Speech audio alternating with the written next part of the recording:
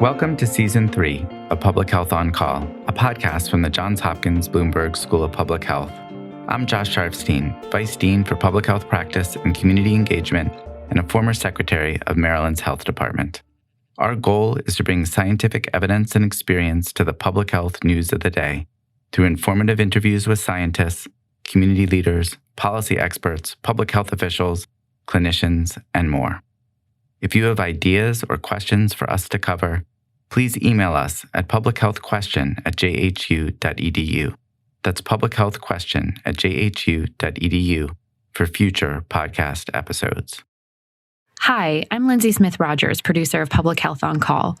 Today, Stephanie Desmond talks to Dr. Annette Anderson, a Johns Hopkins education expert, about the impact that virtual schooling is having academically and socially on K-12 students, and how she isn't sure schools will be fully open until the fall. Let's listen. Annette Anderson, thanks so much for joining me. Thank you, Stephanie, for having me back.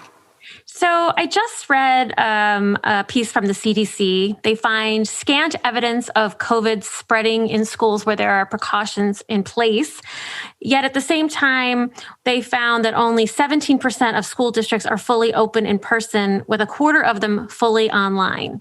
So I guess my question for you is, what is the impact of COVID on K-12 education as we know it? Well, I think that we're seeing that there's a lot of information for families to sift through as they make their decisions about whether they're ready to go back. As much as there is information to say that schools are safe and that children don't transmit this virus, we have other reports and there are other different types of data that suggest that children are super spreaders, in fact. So I think what you're seeing is that there is just enough information on both sides that people are having to make the decision themselves about what it means for them to go back to school and in what form and what platform they would like for their students to engage. My concern is, as a parent, that kids are not getting the same quality of instruction as they would have if they were face-to-face. I'm curious what your concerns are. Well, I do think that there are some concerns about the quality of virtual learning. I do think that as we continue to have more students go through a virtual learning experience, it continues to improve with new innovations. And I think that there are some students that are benefiting from having a virtual learning environment. I've seen some of that in my own household. For example, I know that my children are thriving in their virtual environment, but I also know that there is a danger of thinking that all children are thriving, and that's definitely not the case. We're seeing that a number of students are having academic struggles, that they do not want to engage, that they're still 5 to 10%, even almost 10 months later, of our school students who have not engaged consistently in virtual learning or cannot be found in some cases. So we know that there are a lot of students who have been effectively locked out from their education, and we need to figure out how we can intervene for those students and bring them back so that we can intervene in this learning loss. So this digital divide that we've long talked about, with underserved populations really not having access to technology, has really been exacerbated, because if you don't have the right technology, if you don't have internet access right now, you're locked out of school. Exactly, which is why we really believe that the FCC has a role in helping more students get access to E-rate so that they can get access to high-speed internet. We do know that some of the utility companies have offered some internet access, but it is not high-speed internet. And it is, it's almost shameful, because our students are struggling to try to maintain, and they're doing everything that they can. We have students that are working from devices. And so we need our partners across the country who are in telecommunications to step up and make sure that our students who would qualify for free and reduced meals also qualify for free internet access and for free devices. We can do that in this country. We can put a man on the moon. We can certainly make sure that every student in this country has access to high-speed internet. We're going to see a lot of learning loss here, though, aren't we? I think we would probably have seen a lot of learning loss anyway, because we don't know that their standardized tests have been paused in most districts across the country as we've just tried to figure this out. There is one study that suggested that there was some a slight decline in scores. But we know that there are other students that just have not even been assessed. So we don't really know if that gets to the bottom of the learning loss that we're expecting to see. I do think that, we're looking forward to probably next fall when everyone should have, even if we're still in a virtual learning environment, a robust assessment schedule so that we can figure out where our students are across the country so that we can make a full plan for remediation. Okay, you just said that we could still be in virtual learning in September. How could that possibly be? Yes. Well, I will say from a number of different factors, you've got families that are making these decisions because they know what works best for them. There are some families that say face-to-face is the way to go. I absolutely want my students back in the classroom full-time as quickly as possible. You have other families that are saying, well, I like a hybrid option because I do want them to get some of that, but I don't want them to be overly exposed.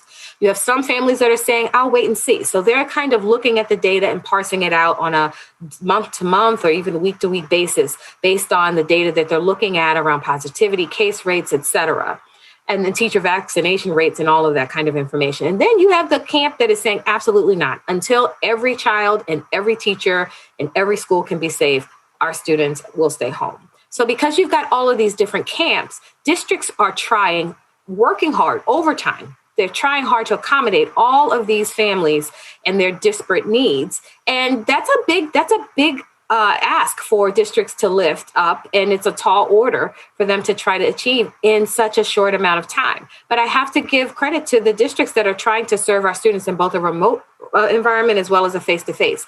Now, to get to your question about September, the reality is there is so much work to do to get our schools reopened that I think at this point that we might as well focus on the fall, because the vaccine schedule across the country, even for teachers or for seniors, the vaccine schedule has been very complicated. And we know that there haven't been enough doses for teachers to all get in line to get their vaccinations. And then we also know that some teachers are reticent to actually get the doses of the vaccine.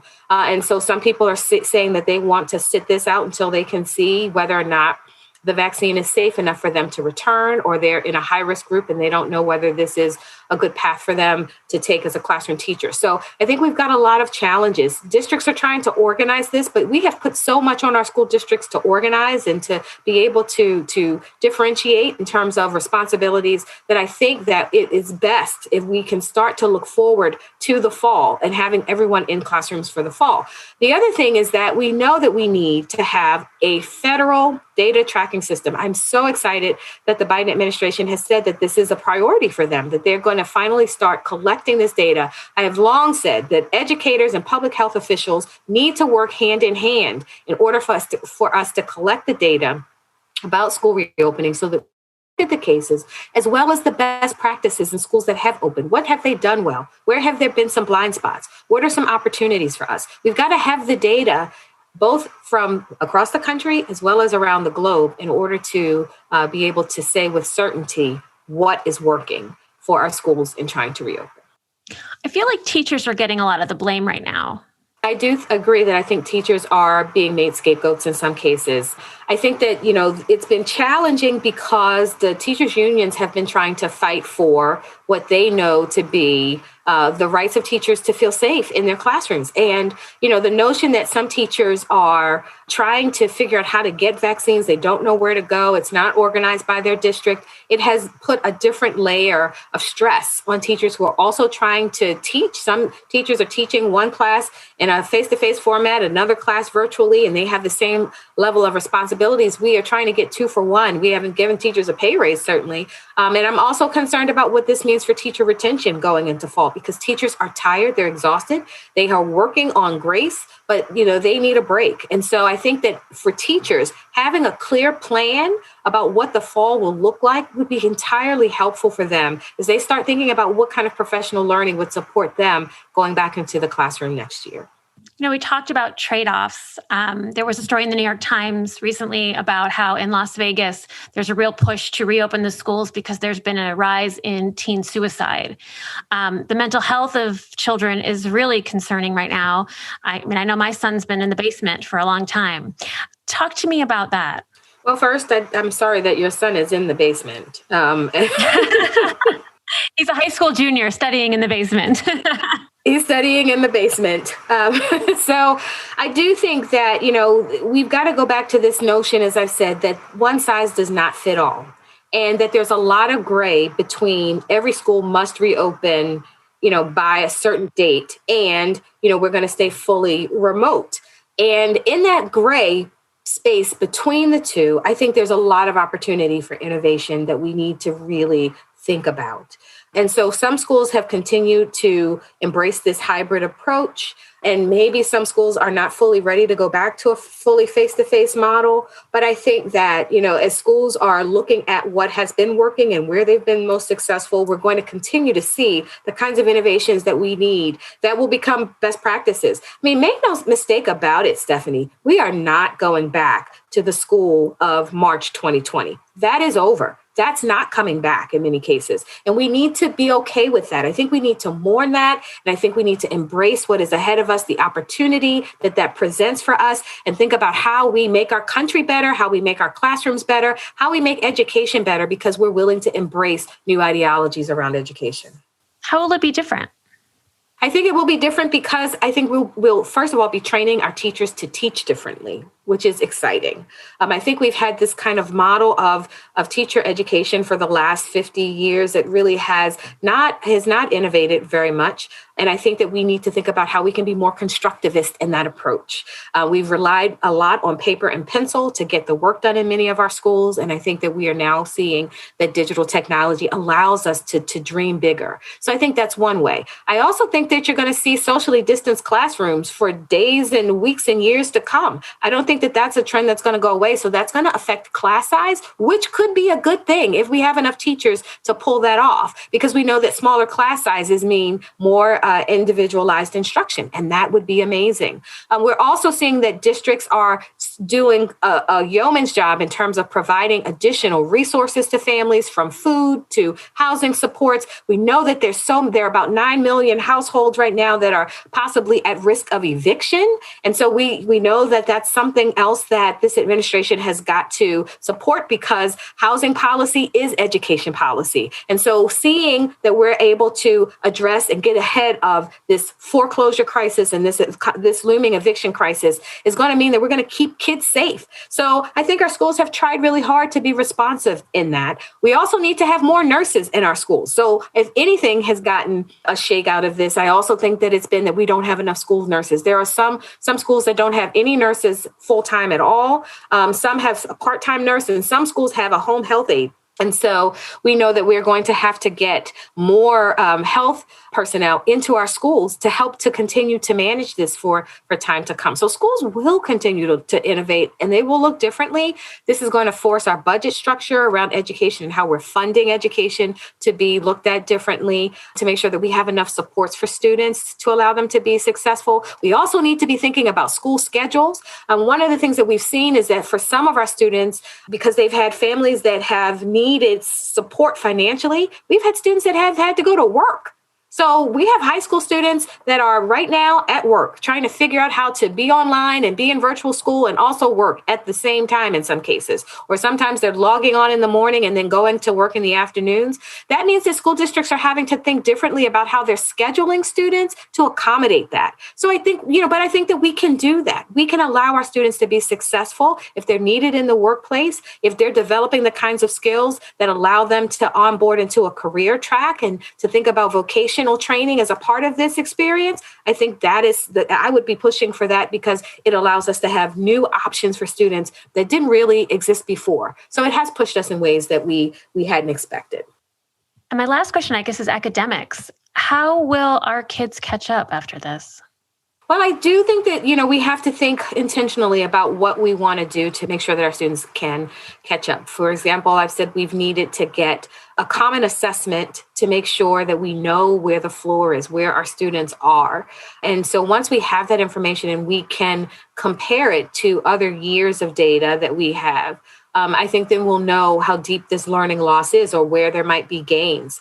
I think that until we can get some similar assessment data and then track that against some of the collection of data that at the federal level is looking at where schools have reopened and how, it's hard to draw real conclusions about what the learning loss has been. I do think that most of us who are in education expect there to have been some significant loss, particularly because 5 to 10%. I think people don't understand how staggering that is. 5 to 10% of our students have not regularly engaged since the pandemic began, and we don't have a mechanism to find those students. The other thing that has happened as a result of the pandemic is that you'll see that across the country, there has been a drop in enrollment in schools. On the other end of the spectrum, the drop has happened mostly in pre-K and kindergarten. Many families have chosen to sit out the year because they just have said that they would rather them stay at home than to try to engage a virtual kindergarten or pre-K year. And so we have to figure out what we're going to do for those students, because now they will become rising first graders and kindergartners,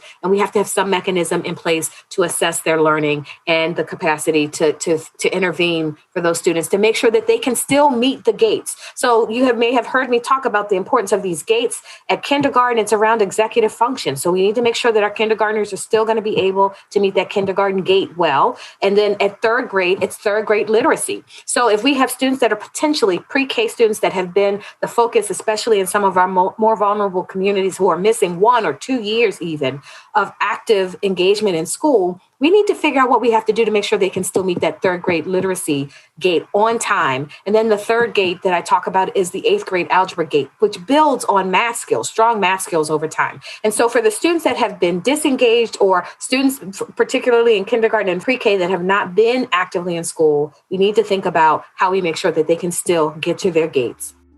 Annette Anderson, you've given us a lot to think about. Thanks so much for joining me. Thank you, Stephanie. Public Health on Call is produced by Josh Sharfstein, Lindsay Smith-Rogers, and Stephanie Desmond. Audio production by Spencer Greer, Niall Owen McCusker, C.N. Oates, and Matthew Martin, with support from Chip Hickey. Distribution by Nick Moran. Production support from Catherine Ricardo and Neiman Outland. Social media support from Brenda Haggader, Grace Holes Fernandez, and Caroline Wong. Thank you for listening.